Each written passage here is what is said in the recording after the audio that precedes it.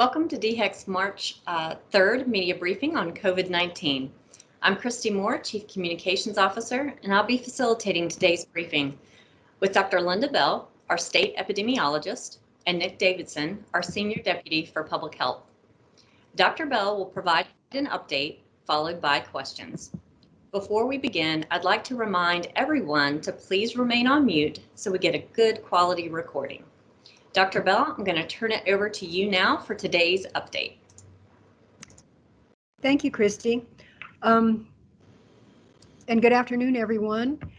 Yesterday, South Carolina announced that because of the significant increase in the vaccine supply and in our progress in vaccinating those in Phase 1A, meaning frontline healthcare workers and those aged 65 and over, we're now ready to move to the next phase of our vaccination plan.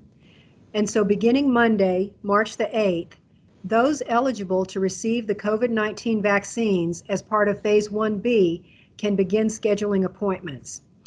And these groups include people who are 55 years of age and up, those among us who are at increased risk for severe illness should they be infected with COVID-19, and then frontline workers who have an increased occupational risk, which are people who must be in person at work and perform a job that puts them at increased risk of exposure due to their frequent and close, that means less than 6 feet, and ongoing contact of more than 15 minutes with others in the work environment, either their co-workers or the general public. And some selected examples of these include school staff and daycare workers, manufacturing workers, grocery store workers, law enforcement, and this includes others as well. Individuals who are at increased risk in settings where people are living and working in close contact are included, and then all workers in healthcare settings in the community or in a healthcare facility who have routine direct patient contact and who are not vaccinated in Phase 1A. And for specific details about these various groups, you can go to the DHEC website at scdhec.gov for more details.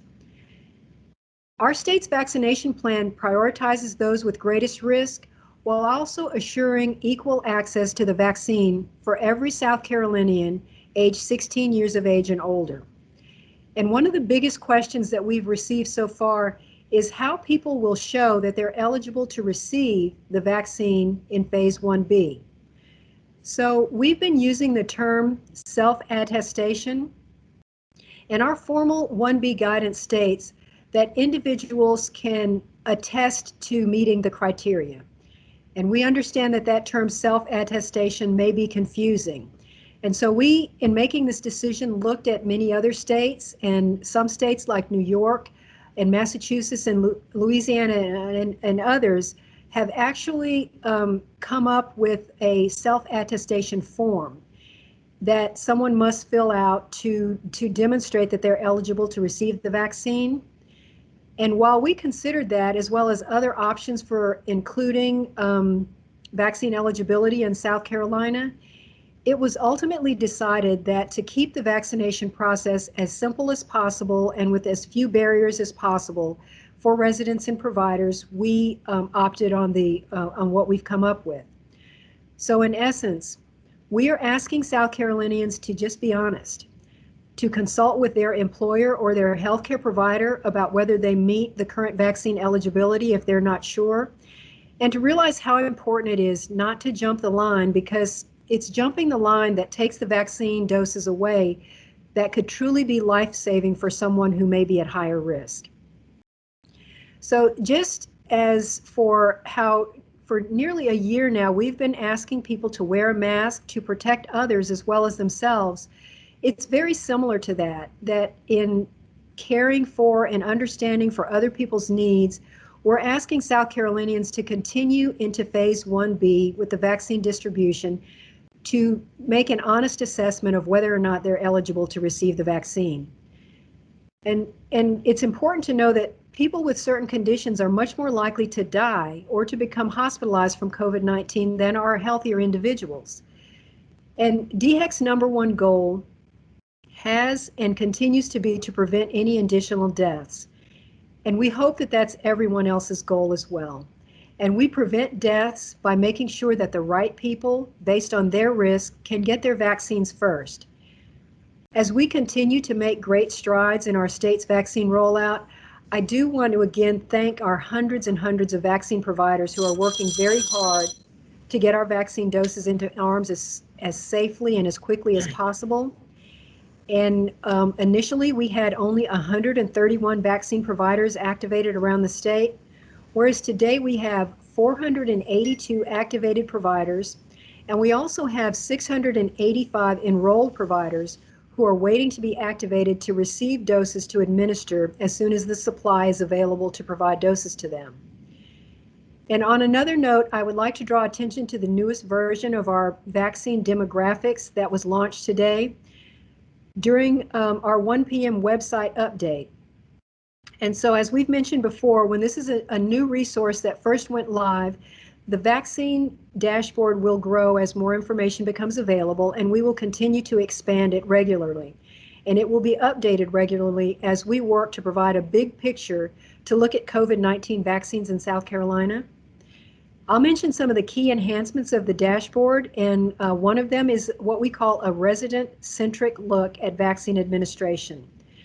So while the first version of the dashboard focused on where the shots were given based on the provider giving them, the dashboard will now focus on where the people live who are actually getting the vaccines, a completely different picture showing us how we can assess vaccine accessibility. There is a metric for indicating how much of the state's total population have received their first and second doses based on the vaccine type. And this will help us see how close we are to reaching herd immunity. And that is estimated to be about 70 to 80% of the state's total population having been vaccinated. And more refined data on reporting, while our vaccine allocations webpage really mirrors the information that was reported by providers directly into the federal Tiberius and VAMS systems, our dashboard presents the data from our own state database called SIMON. This is our immunization registry. So Tiberius and VAMS are federal databases that funnel information into our database, SIMON. But because SIMON is our own database, and we're able to provide cleaner data by using the SIMON data. So we are aware of some duplicated information that's being reported into the two federal systems, and our SIMON system is able to identify duplication and provide what we believe will be the most current and accurate vaccine information for our state. Our plan is for the information on our vaccine allocations webpage to be fully represented within our dashboard, and for the dashboard to be the sole source of accurate and current vaccine information for our state. And with that update, I'm now happy to take questions. Thank you. Thank you, Dr. Bell. And the first question is actually for Nick Davidson. Can you help clarify how someone knows if they're eligible for Phase 1B, and if they are, how do they in turn prove to a provider that they're eligible to get their shot? Sure, thanks. For those that are or who are eligible for 1B, certainly that information is listed on our website. We've put up what I believe is a concise, great guidance for people to be able to use. It's at the scdc.gov/vax, V-A-X, facts, F-A-C-T-S, vax facts. And if you scroll down just a bit, you'll see 1B, 1C, and 2 phase guidance. So that's available for people. Certainly any individuals who may not have website access, or it's just easier to make a phone call, they can call our vaccine information line, 866-365-8110. And if they're eligible, and you know, you've heard Dr. Bell say a bit of this already, but if they're eligible at age, they can show their driver's license or another ID. If they're eligible for any other reason, we're simply asking South Carolinians to be honest and not jump the line. Thank you, Nick. The next question is also for you. Local hospitals and providers are saying they would not be requiring proof of any medical conditions or employment, and would rather err on the side of providing a vaccine than vetting everyone seeking one. How can the state make sure Phase 1B guidelines are followed? Sure. The hospitals certainly, or providers in general, certainly have some good points there. It could be very difficult, very challenging to do that, at least challenging to apply that universally and successfully. So we're urging providers to vaccinate people clearly according to the phases in order to prevent severe illness and death. As we've said all along, providers should use their best judgment and not make the process more cumbersome or complicated on themselves or their patients. This should be easy. Getting a vaccine in South Carolina should be easy. We're also urging people to get vaccinated when it's their time for their phase. Vaccine certainly is becoming more available, but to require proof, for instance, of high-risk medical conditions, if you think about it, would really mean that everybody would essentially have to make a doctor's appointment and prior to coming for a vaccine.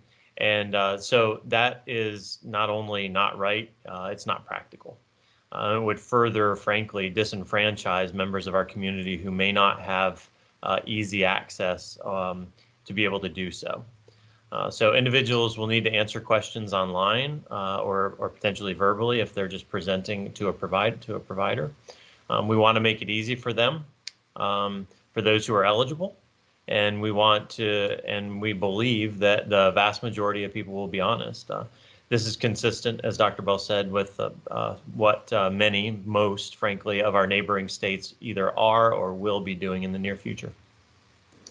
And do hospitals face any risk if they vaccinate people not identified in phase 1B? And does it matter if people seeking a vaccine say they qualify, even if they don't?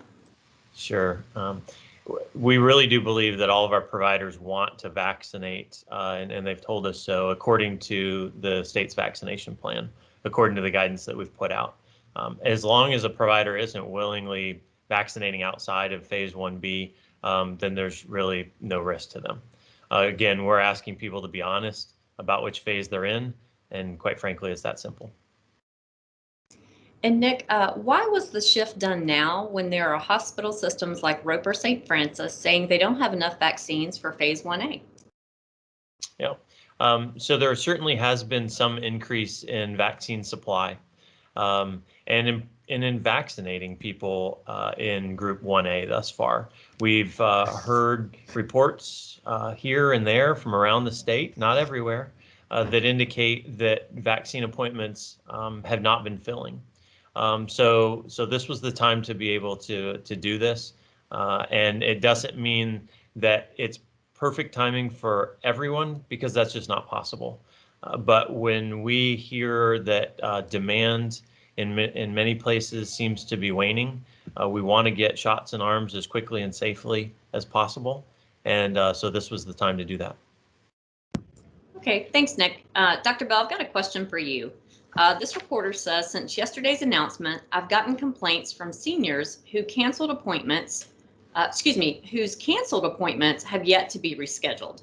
And they're furious the state is moving on when they still can't get a shot. They say they've tried to find a new appointment and can't. Are there any suggestions for these seniors? And secondly, is DHEC advising providers to give those seniors priority when supplies catch up? Well, yes, we certainly understand the frustrations that people experienced with the limitations in supply from some of the weather conditions, for example. But we're encouraging people to, when possible, go back to the original provider and try and reschedule another appointment. If they have difficulty doing that, they can use our vaccine finder on the website. And if they don't have access to the website, they can actually call the number. I'll say the number that they can call to get assistance with making an appointment. And that is 1-866-365-8110. And an operator will be able to assist individuals with finding a location for that's convenient for making an appointment. And we are asking providers not to give priority to others before they have vaccinated those whose appointments were delayed, making sure as best possible that they can reach those in phase 1A first, because there was good reason for them to be prioritized based on the higher risk. And we're also encouraging providers not to use first dose vaccines that are available to give second dose vaccines for others. And those are the main points. Thank you. Nick, I've got another set of questions for you. The first one is, in light of South Carolina moving into phase 1B, with current providers receiving an increased supply of vaccine, or is it more likely that DHEC will increase the number of providers across the state to meet the additional demand? Current providers are going to continue to receive vaccine, and we hope to continue to increase the shipments that we send to them.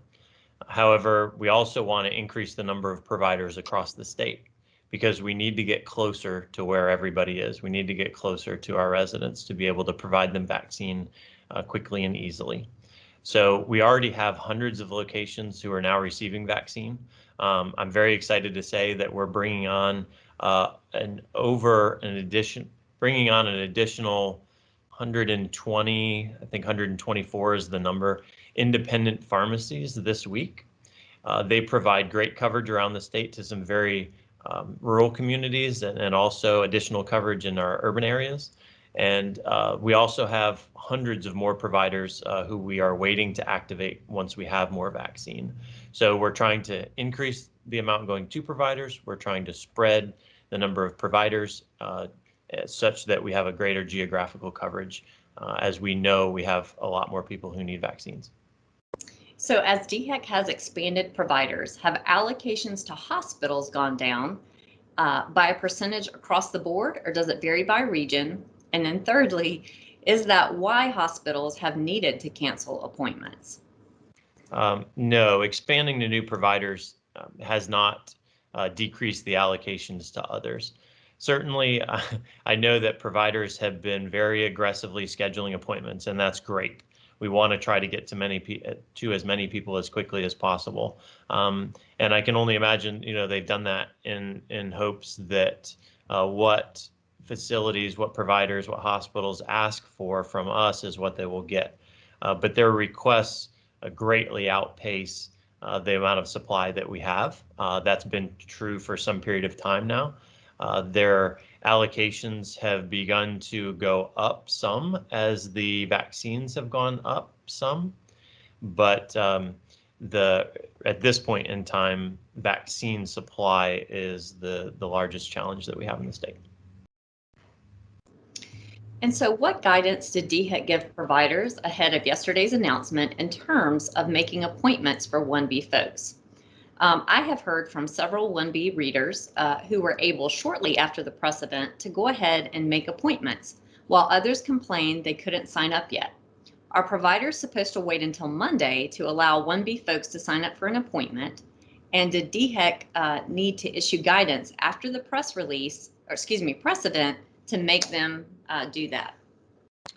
Right. I know that when instances like this occur where we have a press event around a movement of our progress to new phases, that generates a lot of excitement. We did put out guidance. We didn't certainly want to lead the press event because we didn't want to get out in front of the governor and our director with that information. But immediately following that event, we put out guidance on the website that we had prepared and that we were ready to go out with. And that guidance indicates that individuals should be able to make appointments starting Monday for vaccinations Monday and beyond. So we wanted to ensure that we allowed providers a few days for some advanced planning to update their website, to make those modifications, to update their phone operators and get those messages consistent with our messaging and our guidance. But that won't start until Monday. The Darlington event, that mass event that was going on, had not filled quickly enough. And so we thought it was not filling quickly enough. And so we thought it was important so that there weren't doses that went unused and were wasted and an awful lot of effort putting together a very large event so that didn't all go to waste. We did allow them to, we made an exception and allowed them to begin to schedule 1B. It just made sense to be able to do that because ultimately we want to get vaccine in people's arms as quickly as possible. But for all those scheduled appointments that we have out there and for the future scheduling that we'll do, we do want to try to give those who haven't had a chance to have a vaccine from 1A yet a few more days to be able to do that. And so I know there can be confusion about why do we wait, but we want to make sure that we are giving everybody the greatest chance possible to get their vaccine within their current phase. Okay, Nick. Got a few questions here about the vaccine supply. So is DHEC anticipating an increase in vaccine supply in the coming weeks? And if so, how much of an increase? And lastly, how will phase 1B work if there is such a limited amount of vaccine coming into the state each week? Sure. During most weeks, we've seen what I would call an incremental increase. Sometimes it's been in Moderna, sometimes it's been in Pfizer. I wouldn't say we've seen massive increases at any one particular time, but each time that we are told about our week's allocations coming up, we've received at least that. And so we've been pleasantly surprised each week that we tend to get just a little bit more than we had been planning for the week prior, when we usually typically get notified about what's coming for the next week. Moving to 1B makes sense now because of what I said earlier. To some extent, we have so many more providers that we've been able to onboard. In the past couple weeks, we've onboarded over a couple hundred pharmacy locations around the state, so particularly Walgreens, Walmart, and CVS. And so this has significantly expanded the vaccine reach that we had. And that's a great thing. And when we begin to hear information about vaccine appointments not filling fast enough, we begin to fairly routinely hear that, actually, not everywhere, but in many places. The increase in vaccine providers, the incremental increase in doses just makes it make sense to be moving to 1B at this point in time. Thank you, Nick. Dr. Bell, I've got a set of questions for you. The first one is, Dr. Simmer asked people yesterday not to jump the line in front of the more vulnerable, but the estimated numbers for the combined 1A and 1B categories mean very few adults will remain ineligible after Monday. Is he referring to people who qualify for a shot under the broad 1B categories, but should hold off until more seniors have time to get one? According to census estimates, there are only 4.04 million adults in South Carolina, and the combined estimates for people eligible in phase 1A and phase 1B is just under 4 million. Considering some 16 and 17-year-olds qualify in phase 1B, that can't leave too many adults for phase 1C and beyond. If you have numbers, I don't, for people remaining in future phases, please share. Yes, well, I mean, certainly with broadening it to phase 1B and with phase 1A, we are now reaching a very large proportion of the population. But we do only have estimates of the population for those phases. So for example, there will be people who may meet the criteria in both phases. So they would not necessarily be deduplicated if a person has eligibility in phase 1A. They could also be included in our population count estimated for phase 1B. So we could be double counting some people in both of those phases, and a deduplicated or only counting them once in one particular phase would give a better reflection of who's eligible in a specific phase. And then further, we have firmer numbers for some categories than others. So for example, the population of people who are age 50 and older, we have a pretty firm number for that. But for including something like women who are pregnant, that can change from time to time, and we don't have as firm a number. But we did work with state agencies to get the best population estimates that we could in moving into phase 1B.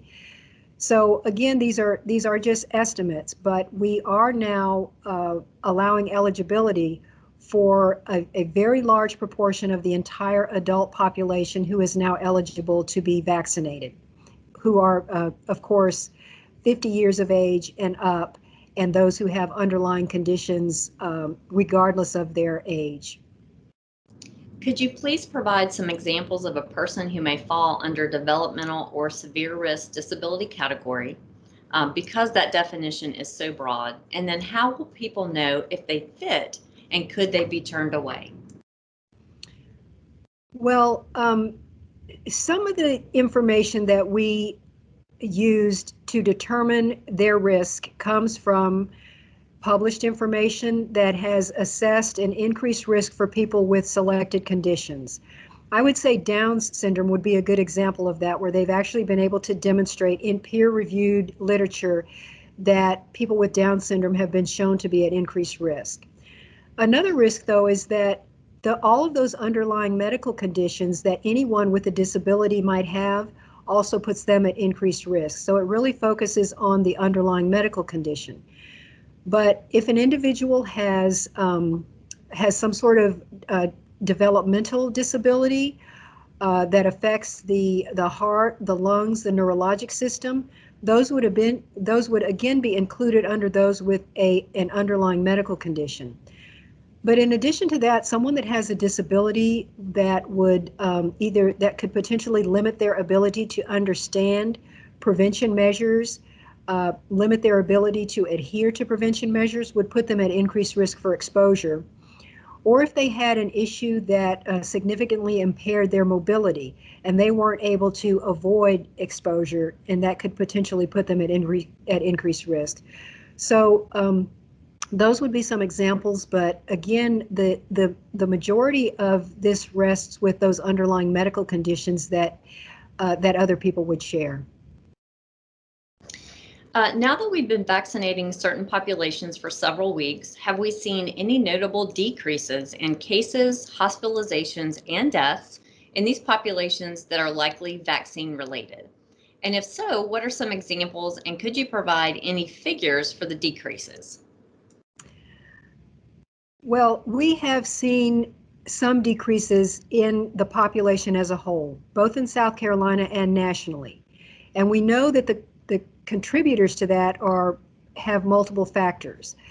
We have to remember that we only started vaccinating people in late December, and that the proportion of the population, since the only products available to date were the 2-dose series, the proportion of the population who have completed both doses and who have made it outside that window where it takes the body's immune response to give them the maximum protection is really a relatively small number of people out of the total population. So the decline in disease rates that we were currently receiving, we're probably just beginning to see the effect of the vaccination, but we don't yet have enough people who have completed the 2-dose series. We want to focus really on the fact that other prevention measures, other community-wide mitigation factors have played a really big role in that.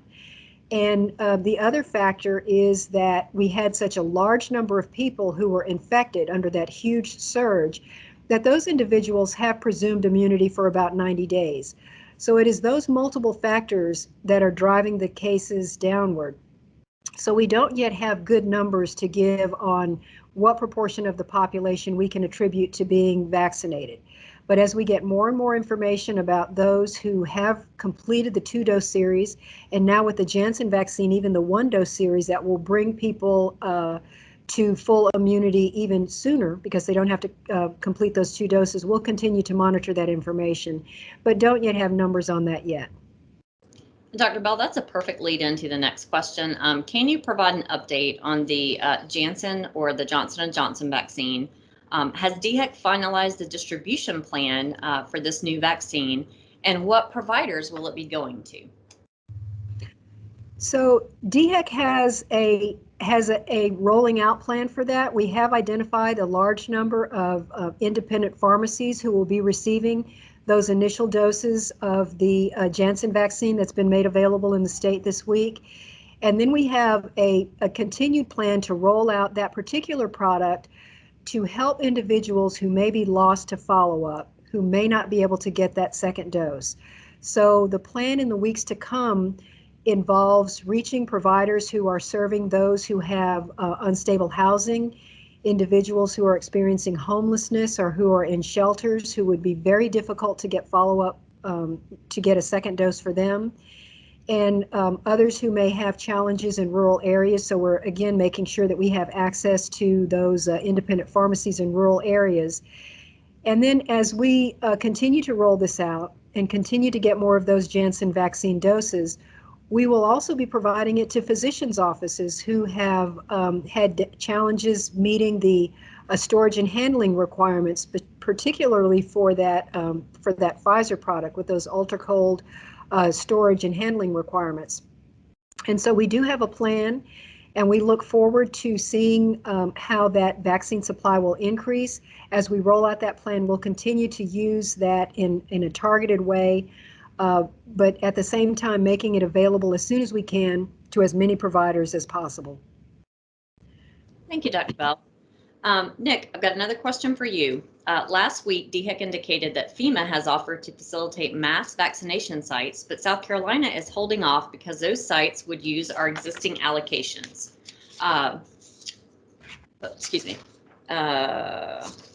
Would using FEMA help vaccinate people more quickly and alleviate pressure on providers? Right now, the biggest pressure on all of us, providers included, is supply. And it continues to be that way as it has been. So I'm not aware of any large number of FEMA staff or staff that FEMA have offered to send in our direction, but I can definitely say we're not holding off. We want to hear from them if they have sites who are coming to us with both additional vaccine and the staff to run it. We don't want to be taking state vaccine and moving people over to try to run a separate clinic. If there's basically a turnkey operation that they can send us, that would be great. But I'm not aware of any large bolus of staff that they've offered to send our way. And Nick, what are our current weekly vaccine allocation amounts for Pfizer, Moderna, and then for Janssen? Sure. For the current week, it's 57,330 Pfizer. These are first doses, right? So 57,330 Pfizer. 40 for Moderna is 48,800. And for the current week of distribution, there was no Janssen.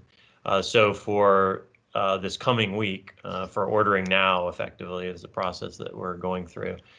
For this coming week, it's Pfizer of 62,010. And Moderna is the same at 48,800, and then the Janssen is 41,400. Thank you, Nick.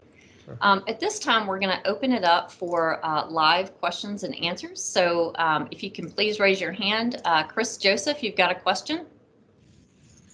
Yeah, thanks. Dr. Bell, CMS policy has been cited by both the governor and DHEC as to maybe the prohibiting factor for nursing homes to be opened up to full visitation pre-COVID, I guess, status, I suppose. Federal guidelines aside, what is your opinion on how safe it is to open nursing homes? And if so, I guess, how is that conversation going within DHEC and perhaps with the governor's office?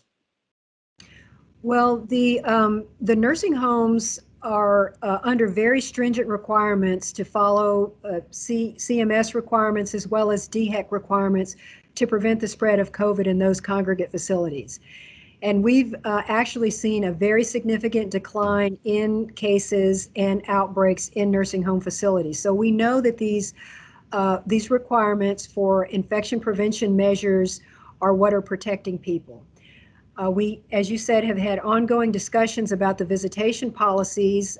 They must follow the CMS requirements for allowing visitation if they're in a community where the surrounding disease positivity rate. The percent positivity rate is less than 10%. That's one criteria. But they also must not allow visitation if they've had a case in a resident or a staff member in the last 14 days, or if they're not able to maintain the recommended infection prevention measures for some reason. So we are continuing to monitor which facilities are actually allowing that visitation following that criteria. This is an ongoing conversation with the governor's office in monitoring the compliance with those recommendations that nursing homes have in place, and that those facilities that should be allowing visitation are doing so. And if they're not allowing visitation, and it seems like they should be, we're following up with those facilities to see if there are some criteria that we're not aware of that is preventing them from allowing visitation that is as safe as possible, protecting the residents, that those who enter those facilities don't run the risk of introducing the disease, especially when we're seeing those great declines, and that we continue to protect those individuals who are at really high risk of being exposed and of suffering complications should they be exposed, because they are generally a very fragile population. So, Dr. Bell, I just want to be clear here. Is it your view that it is not safe at this point to reopen nursing homes to more visitors and greater visitation? Well, this is in a facility by facility criteria. So if they have the infection prevention measures in place, then facilities are able to demonstrate that that specific facility is able to host visitors. So you can't make a statement as, is it safe on the whole, because it depends on those factors that I mentioned, the percent positivity in the surrounding community and the infection control measures that are in place within the specific facilities. Thank you, Dr. Bell. Morgan, you've got a question? Hi, yes, thank you. I was wondering if with teachers kind of getting vaccinated, how many teachers, I know it's going to be different for each district, but kind of what is the percentage for teachers and school staff who need to be vaccinated in order to essentially make a safe school, kind of similar to a population size needing to be vaccinated to be considered safe? What does that look like for schools? Well, I can try and take that question, because what we've said all along is what we're looking at for safe schools are the guidelines that we have provided for schools from the very beginning, that they require the use of masks, that they are set up so that they can maintain the physical distancing, and that they are cohorting students as much as possible. It is all of those factors that have actually contributed to the evidence that we have that says that schools are a relatively safe setting. Limited information about ongoing transmission in schools. And so we have never really been looking at a vaccination rate for teachers to say that the schools are safe. We have been relying on the prevention measures and have been have really been focusing on this message throughout, that the way we make our schools safe is to make those surrounding communities safe, which is where we have seen the majority of cases acquired that are associated with people attending school, is that those cases have been acquired largely in the surrounding communities. Gavin, you've got a question? Yes, Dr. Bell, I was just want to get your thoughts on how phase 1A has gone so far now that we're nearing the end and moving on to phase 1B. Do you think enough people have been vaccinated? Did this meet any guidelines and maybe goals that DHEC had when it came to how many people have been vaccinated in phase 1A at this point? And if not, what do you think is a reason behind that? Well, we, as Nick has said, we were beginning to see a slowing in the request for appointments for those in phase 1A. So while we originally said we wanted to achieve a certain percentage of the population who is eligible in phase 1A, we know that when we start seeing the slowing of the request for appointments, we may have reached a point where vaccine acceptance is another factor. We just want to make sure that vaccine access is not a factor, so that we will continue to encourage anyone who is not vaccinated in phase 1A to go ahead and make an appointment as we've moved into phase 1B. Another factor that we're really paying close attention to is the concern about any health disparities or any inequities in access to vaccine. This has been brought to our attention in phase 1A that it didn't look like a large proportion of those who are in communities of color had been vaccinated in phase 1A. And there are some explanations for that. It's because many were not eligible in phase 1A as being healthcare workers, not a high proportion of minorities who work in that sector or who are in nursing homes that we were targeting. But as we move into phase 1B now, we will continue to carefully monitor access and the fair and equitable access to vaccines. And if we continue to see health disparities or inequities as we move into 1B, we'll continue to do what we have been doing, which is to make plans for access in rural areas, those who have limited access, and to monitor our demographic data and see how we're meeting those expectations. Nick, you've got a question? Good afternoon, Dr. Bell. One little question and the one main question. The little question just was from a hospital that was passed on to me. If there's guidance, if college students that are living in dorms are eligible for phase 1B. And the question that I have is, does DHEC have any further information about 28,000 people or so in South Carolina that are overdue for their second of the 2 vaccine doses? I'll take the first question about the college students in dormitories. That's actually not a setting that we consider as a congregate living setting. It's also made largely of young, healthy people. So college students would only fall into the phase 1B criteria if they're in that 16 to 50 year old age group and having underlying conditions. But as a whole, we're not considering them at risk because of that dormitory living. And then I actually didn't hear the entire part of your second question. The second one was the data that DHEC has put out suggests about 28,000 people or more in the state are overdue for their second dose of the 2 doses of the vaccine. Didn't know if there was any further information about why so many people have not gotten it on time, or if the agency is doing anything to reach out to these individuals or providers to get that number lower. Well, we're asking them, as we said earlier, for individuals to work with the providers where they receive the first dose as much as possible to get that second dose, or to continue to search for, another provider to provide that second dose. We know, of course, the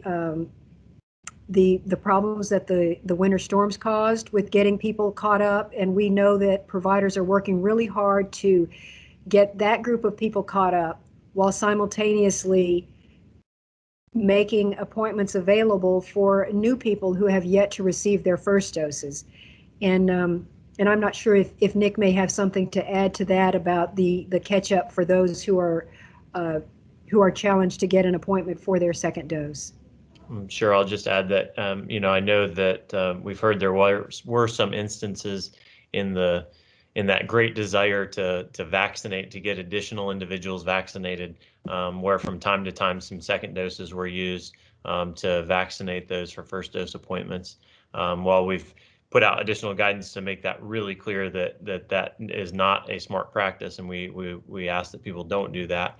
What that will mean is that in some instances, facilities and providers will have to prioritize those second dose clinics by sometimes using a first dose to be able to temporarily take care of those second dose folks. But it certainly is also understandable that there is going to be some tendency for some individuals to have received their first dose, and maybe it's a little less urgent in their minds to receive that second dose. But we really need them to seek out that second dose, keep that second dose appointment, and asking providers if they have to cancel some second dose appointments for various reasons, that they prioritize getting those folks back in as soon as they are able or have the vaccine to be able to do that. Mike, you've got a question? Last week, Dr. Simmer told legislators that 400 seniors would be hospitalized and 3,500 new cases among seniors if a smaller 570,000 person 1B group were added. At the time he said that, I believe DHEC was already expecting the Janssen vaccine to come online. So given that, what has changed and what is the number of additional seniors that are expected to be hospitalized in new cases under this larger group? Right. So let me be really clear, and this is an important distinction, is that those estimates he gave were when we were going to have to stop vaccinating others if we were to do the teachers instead. So when you stop vaccinating those in high risk to do a group of people like teachers, those estimates were given to make it clear that doing so would put others at risk. Using the 1A and now 1B criteria, we continue to use risk as our primary criterion. And so so we wouldn't be expecting to have delayed vaccinations, which could result in hospitalizations and deaths. Thank you, Nick. We're out of time. I would like to remind members of the media that we plan to hold another 45-minute briefing this Friday. Send any follow-up questions that you have to our COVID Joint Information Center, and we'll get them answered for you. Thank you all for your time and dedication to share the latest updates about COVID-19 and our state's vaccine rollout with South Carolinians. This concludes today's briefing. Thank you.